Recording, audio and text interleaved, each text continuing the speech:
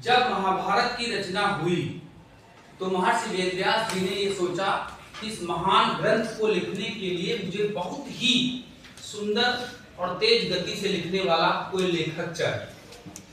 और जब उन्होंने विचार किया तो उनको ये मन में आया कि विद्या देने वाले, ज्ञान के देवता गणेश जी से बेहतर और कौन होगा। तो उन्होंने गणेश जी का आवाहन किया।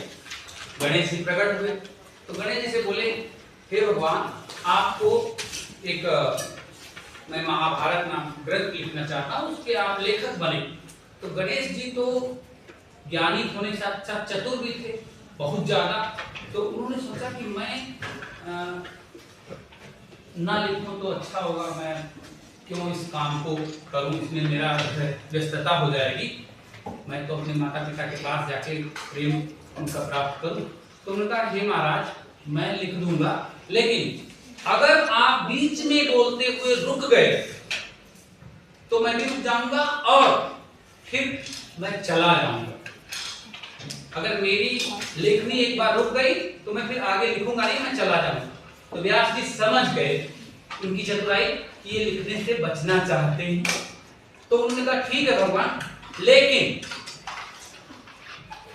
अगर आप लिख रहे हैं तो सबसे पहले आप उस श्लोक का अर्थ समझिएगा फिर लिखिएगा, बिना अर्थ समझे मत लिखिएगा। तो गणेश जी मुस्कुराए और वो समझ गए कि एक जो गुरु है वो तो गुरु ही होता है। तो उनका ठीक है, आज्ञा आपकी जैसी। और लिखना शुरू किया, व्यास जी ने बोलना शुरू किया। और इस प्रकार जब वो कठिन श्लोक बीच बीच में बोल देते तो गणेश जी थोड़े समय के लिए जब उसके बारे में सोचते कि इसका अर्थ का विचार करते, तब तक व्यास जी नए श्लोक बना देते। और इस प्रकार वो महान ग्रंथ तैयार हुआ महाभारत, जिसका इतना ज्यादा महत्व है, जिसको पांचवा वेद कहा जाता है। उसका पहले नाम था जय संहिता, बाद में उसका नाम महाभारत हो गया। पंचम वेद कहा जाता है महाभारत को। और उसके बारे में ये कहा जाता है कि जो कुछ इसमें है वो सब दुनिया में, मतलब दुनिया में जितना भी ज्ञान है वो इसमें है, लेकिन इसमें जो है वो और कहीं नहीं है।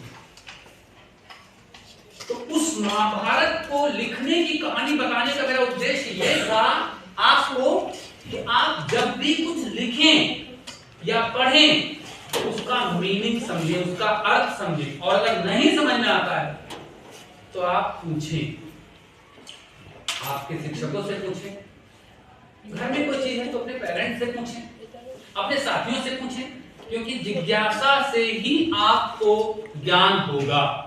अगर जिज्ञासा नहीं है तो ज्ञान नहीं होगा। तो इसलिए पूछने में संकोच मत कीजिए। जिज्ञासा का अर्थ है जानने की इच्छा, वो हमेशा बनाए रखिए, क्योंकि उसके बिना किसी के अंदर ज्ञान की प्राप्ति नहीं हो सकती।